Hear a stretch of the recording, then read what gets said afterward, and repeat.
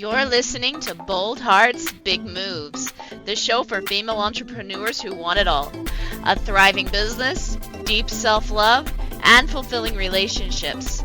I'm Erin Anderson, and each week we will dive into how to set stronger boundaries, make empowered choices, and show up in life and business with boldness, authenticity, and heart. Because let's be real, the money you make is directly related to the love that you have for yourself and the strength of your relationships. So if you're ready to lead with love and make those big moves with those bold hearts, let's dive in.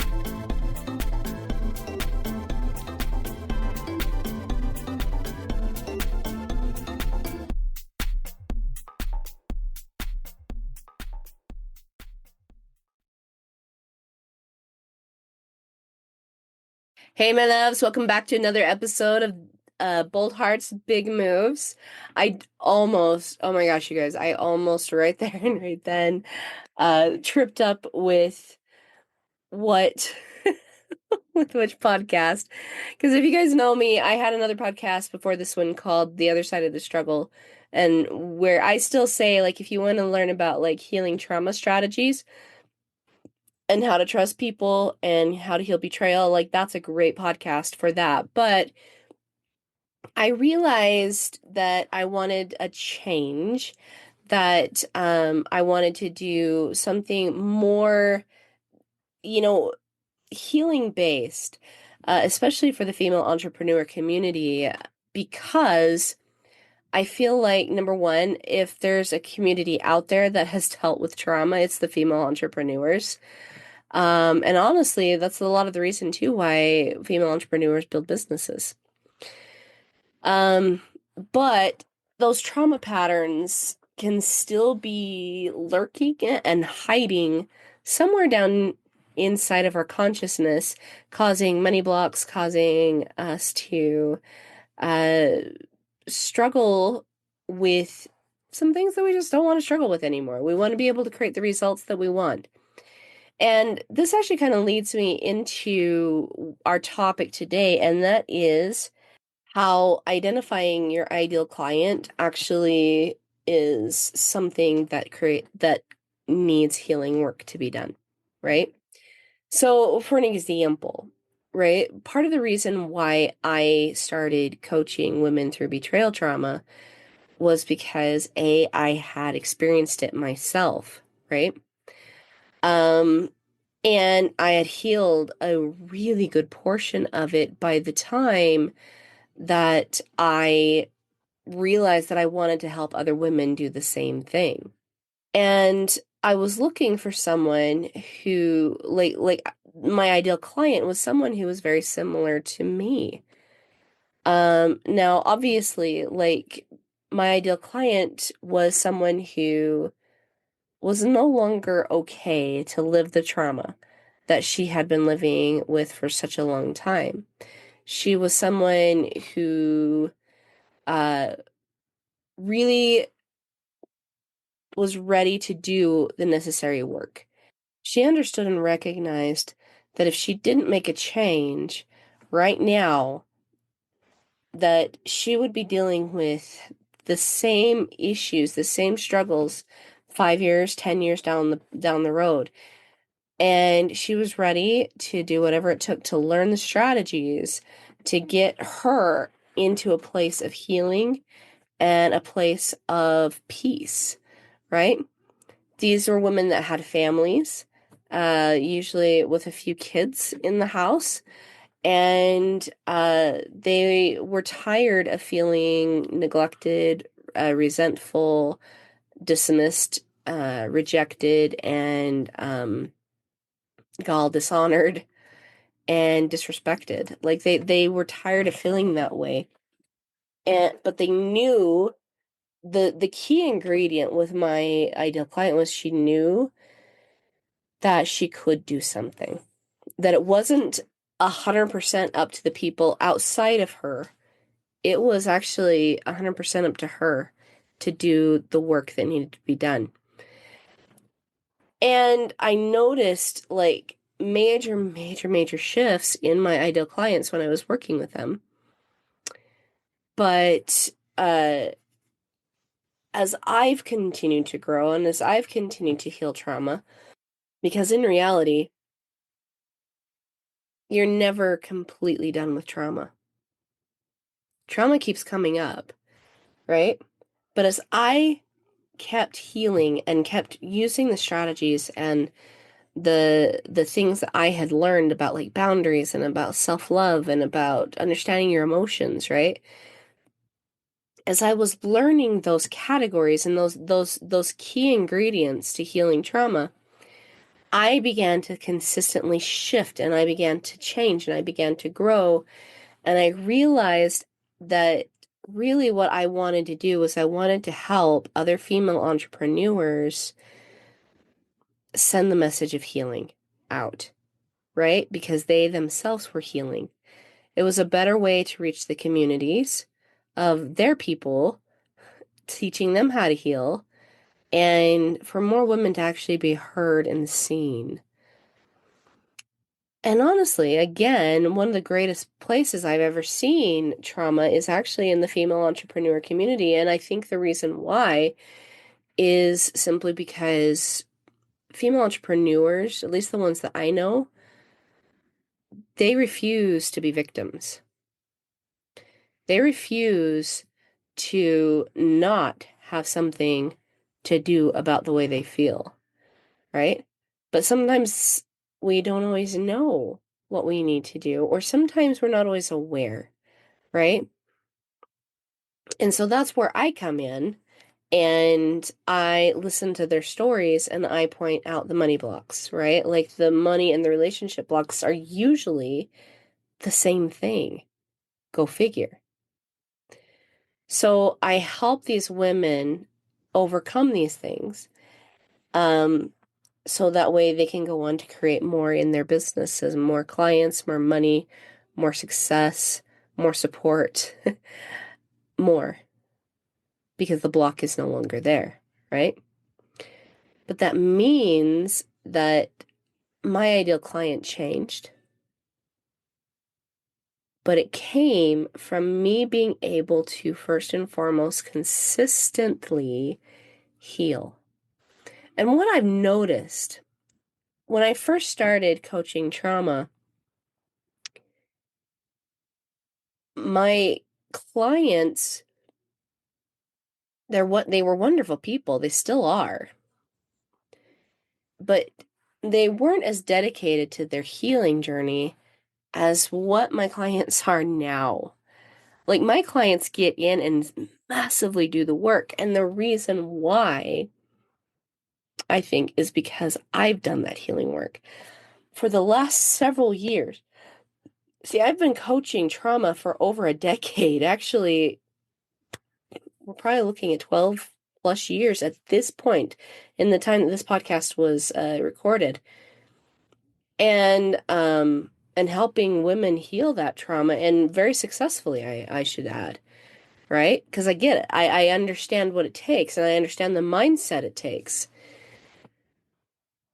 But because I have been constant in living those principles and living the healing work, I've called in clients that are far more dedicated to their own healing work too.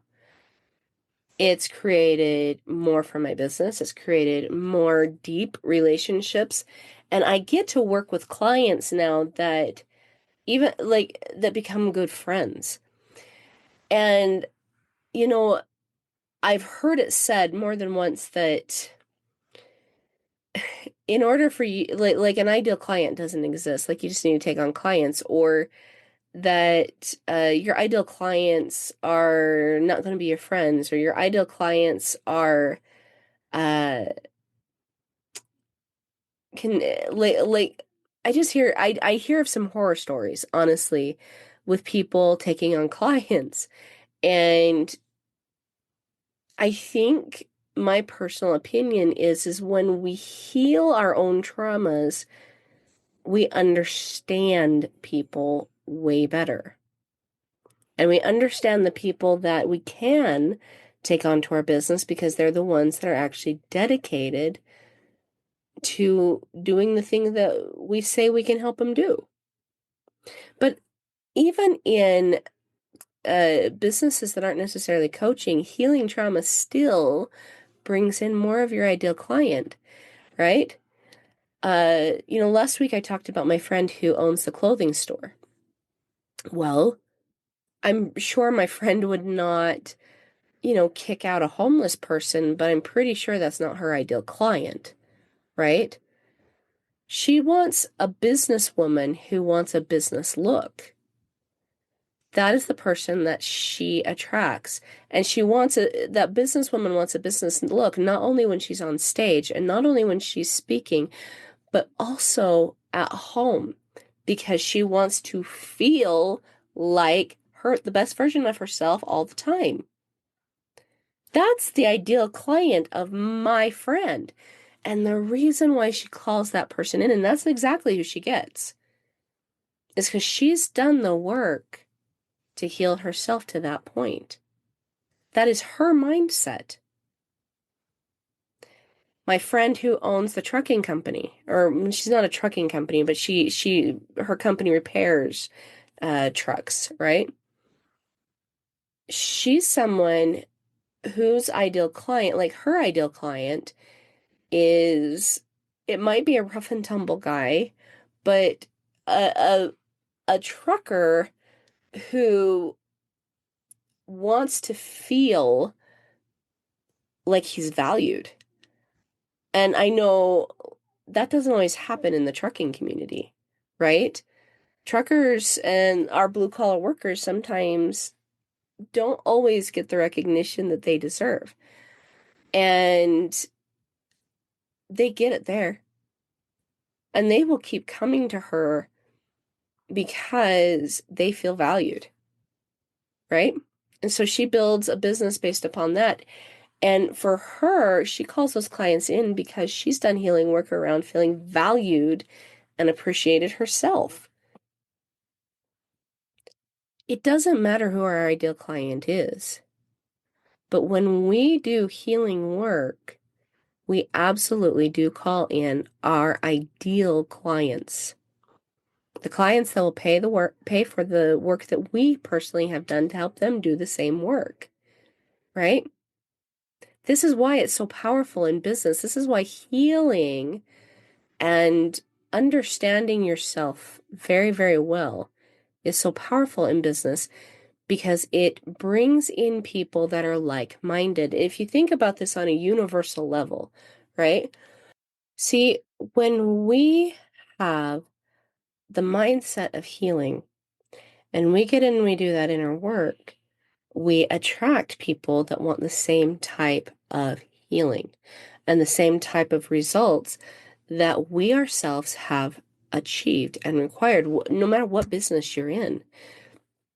The universe in general, it works this way, actually, right? It attracts to us the things that we say we want, or the things that we say that we need. It attracts to us people who are like-minded. And it also attracts to us the things that we need to shift or do differently in our lives. So if we want clients that are dedicated to doing the work, that are really, really grateful for the things that we do for them, that honestly have the potential to become incredibly good friends that we love working with, that it's not a burden to work with. And honestly, I can't think of anything that'll cause a female entrepreneur to hustle more than a client she does not like working with. Straight up. Okay. But if we want to attract clients that we love working with and then who love working with us, then we need to ask ourselves, what is it that we need to heal? There might be a belief system that people won't buy your program, right? That's something that needs to be healed. That's a money story. And that's also a self story that's coming in there, telling you that people aren't going to buy what you have to offer. That's something that needs to be healed. And healing is basically acknowledging the truth. If you have something of great value and you found it valuable, why wouldn't somebody else? But you've got to value yourself enough to do that, right? Perhaps you don't believe that people like that exist out there. Well, if that's the case, maybe you have a history of people betraying you. And if that's the case, then probably what needs to happen is you need to work on some betrayal trauma techniques, healing that betrayal trauma, right? I just chatted with a wonderful gal the other day who didn't think that she had any struggles. She actually won a call with me. And as we were chatting back and forth, I pointed out to her that her biggest struggle was over giving, right? And allowing her people to kind of walk all over her. Um, which was why she was feeling so disrespected, feeling like people couldn't step up and that she was the only one to do it. Like it was just quicker for her to do it for herself, right? Well, her clients weren't finding self-trust. And so they weren't really sticking with her for very long, and she was finding it to be very, very frustrating. Once we started healing in her this trauma response of I have to do everything, if I want results, it all has to be on me, that I don't have the support system, right? Once we started healing that, she started setting some really amazing boundaries around herself to give herself more time to relax, more time to herself, and give her clients some space to learn some self-trust. So, if the whole point here is if you want to gain ideal clients, you have to do healing work around that. You have to understand what your brain is telling you that might not necessarily be true. Because everything that comes into our brain isn't always truth. We have to learn to second guess that. We have to learn to not take everything that comes in as truth. Even though it might be in our voice, even though it might be in our head, it doesn't mean it's true. You have to ask yourself the questions of, if I believe this, what will the result be? How do I feel from believing this? And see, this is where, when we have a really good talking and listening boundary, we don't believe everything that comes into our heads. We're willing to ask ourselves those questions, those necessary questions, to be able to understand what the belief system is that's causing the result that we may not want, or changing the belief system so we can change the result that we do want. We understand that the relationships that we have with our ideal clients are key to creating success in our business. We get that, right? That I'm not telling you guys anything that you don't know at this point. But in order for us to attract the right client into our lives and to attract the most dedicated clients into our lives, the ones that we enjoy working with and the ones that enjoy working with us, it takes us healing so we can understand them. Christ says to succor those who stand in need of succor, right? Well, that's what we do in business. We feel a need, and we understand the need because we get it. We know where they've been and what it takes to get them to where they want to be. And really, honestly, any business is here to sell a result, right? If you're in the business of catering, well, your client wants a beautifully catered dinner where they have the experience of wonderful tasting food and connection with the people they invite to the event, right? That's what they want.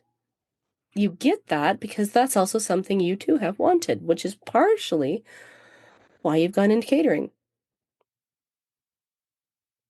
Maybe, maybe you own a restaurant, right? What do your clients want? They want to come in for a wonderful meal that they think is delicious and tasty and be able to sit down and enjoy a meal with a family, right? We sell experiences. And when you heal your trauma, you experience something different. You know what it takes, and that ends up being what you deliver in your business as a result. All businesses are here to sell some type of a result. So, understanding what your ideal client wants means you also have to consistently heal to understand where they've been to where they are now. And if you can also understand this, this helps you with your messaging to reach that person as well. Okay, my loves, I hope this was helpful for you guys. Again, if you guys want help with that healing work, feel free to reach out to me. Schedule that Busting Your Money Blocks call where we're going to go do a deep dive into your relationships and find out what your subconscious is saying. Like, what are your money blocks and what are your relationship blocks? And I'll give you 2 to 3 things to help you get started on healing those things now. And that's a completely free call. So go ahead, schedule that. It's in the link below. And I will see you guys next time. Bye.